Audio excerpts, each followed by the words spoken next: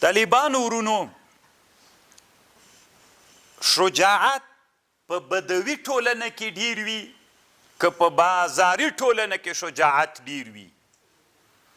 یعنی شجاعت د بدوي په ټولنه کې ډیر وي او که د حضاري په ټولنه کې شجاعت ډیر وي.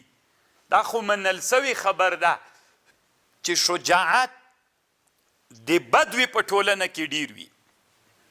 د حضاري د ټولنې خلک شجاع نه وي. ولې ته غوږ ونیسئ. طالبانو انسان مزاج و طبیعت نه لري. علامه ابن خلدون رحمه الله وی انسان مزاج او څوک نه لري. انسان چې داسې مزاج و طبیعت چې هغه مزاج و طبیعت له ده سره دوام وکړي. انسان چې کومه ټولنه کې واوسېده له همغې ټولنې نه مزاج و طبیعت راخلي. که د بدوي په ټولنه کې انسان واوسېده د بدوي د ټولنې نه مزاج او طبیعت راخلي. که د حضاري په ټولنه کې واوسېده د حضاري د ژوند مزاج او طبیعت راخلي. دا که نه بدویان ول طالبانو ډېر بدویان ول کابل ته راغلل 3 کلونو کې اوس د بدوي صفت یې څنګه که پرېښوده د چا په صفت باندې اوس موصوف سوي دي؟ د حضاري په صفت باندې. نو شجاعت دا څومره ښه خبر ده. ګوري طالبانو دا ډېره خوندوره خبر ده. انسان طبیعت و مزاج نه لري. هر ټولنه کې چې واوسېږي له همغه نه څوک راخلي. چیرته چې واوسې په خوی به د هغو سې. نو هر ټولنه کې چې ته اوسېږي له هغې ټولنې نه به څوک راخلي؟ مزاج و طبیعت راخلي. راځئ اوس د بدوي ټولنې ته ورسو. په بدوي ټولنه کې وچه کلکه کوچانۍ ټولنه کې د انسان طبیعت له هغه شي نه وي چې د ده له چي سي سره جوړه ده. کوم شي سره چې د انسان مألوف ده مینه یې ده ورسره او د انسان سره یې جوړه ده. د انسان چې کوم شي سره مینه او محبت پیدا سي له همغه شي نه دی مینه له هغه شي نه دی طبیعت اخلي.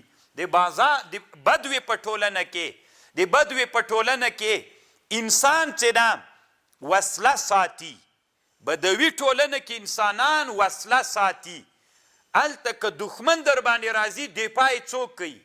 دی دیوال نه لري، دروازه نه لري،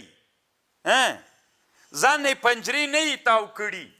که هره پیښه کېږي تا باندې دفاع یې څوک کوي؟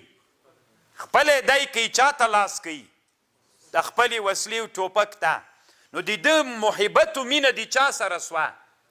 او د ده دا طبیعت داسې سو چې ټول عمر به زه که ما ته کوم خطر متوجه کېد، که د حیوان خطر و، که د انسان خطر و، که یو بل خطر و، له دې خطر نه به څوک ځان به څنګه بچ کوم؟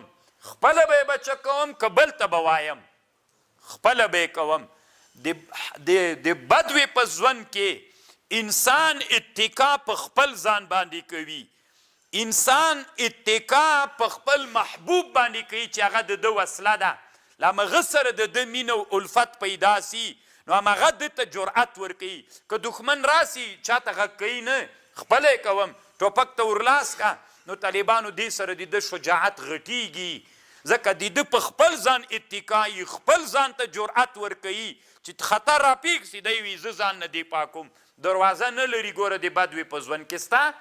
ما ته خو معلوم د طالبانو ډېر افغانستان هغه نه لري څه ورته وي داسې کورونه ستا افغانستان کې چې تنا کوټي یا د غره په سر کې څو دانې کوټي ستي نه دیوال لري. څنګه نه مولانا که نه خپل وطن دې لیدلی همداسې ده که نه؟ نو دا د بدوي د ژوند طالبانو هغه شوله. د بدوي په ژوند کې اتکا د انسان په خپل ځان وي، په وسله باندې وي، له همدې سره محبت و مینه وي. نو د بدوي په ټولنه کې له همدې نه طبیعت واخیسته چې واخیسته کرا کرا طبیعت. نو په ده کې شجاعت راغی سم شجاع او د شجاعت نه ډک سو. د حضاري ټولنې ته چې همغه له شجاعته ډک سوی سړی راغی، دغه د شجاعت نه ډک سوی سړی چې حضارې ته راغی، اوس دی چې په حضاره کې اوسیږي ده ته چې خطر جوړیږي نو څوک به یې تېر دفاع کوي؟ بادیګاردانې یو برکات. بیا به طالبانو کرا دا څوک تیر چارپیر سي دیوالونه، بیا د دیوالونو نه څوک چارپیر کی سیم خاردار سیم ازغیڅ لري. بیا طالبانو په دې کار نه کیږي، خطر ډیر جدي ده. بیا طالبانو کامرې ولګوي، بیا هم کار نه ورکوي، ډیر خطرناکه جدي ده. بیا طالبانو زری موټر شي ستی پسې راځه دی اتکا په چا کوي. هلته یو پوسته جوړه کړه چې دې خوا نه څوک راتلل تلاشي یې کې ګوره چې کار خراب نه کړي. ما هغه بل چې کوم یوه دانه جوړه کړه دې خوا نه هم چې خلک راتلل جوړه یې کړه. نو ټوله اتکا په چا باندې سي؟ د بازاري ټولنه کې په غیر باندې اتکا سي. هلته ګوره چې هره خبر به کېدله په هغه ټولنه کې خپل لاس کاو. دې ټولنه کې ما تا ته نه دي ویلي چې سمه تلاشي کوه، ما تا ته نه دي ویلي، ټولې خبرې ما تا ته ویلي دي. په بل چا باندې اتکا سي. نو کرا انسان په بل چا باندې بار سي، کرا څوک ترې ځي. او د دې ژوند د حضارې د ژوند هغه څه شی ده؟ دا څه ورته وایي؟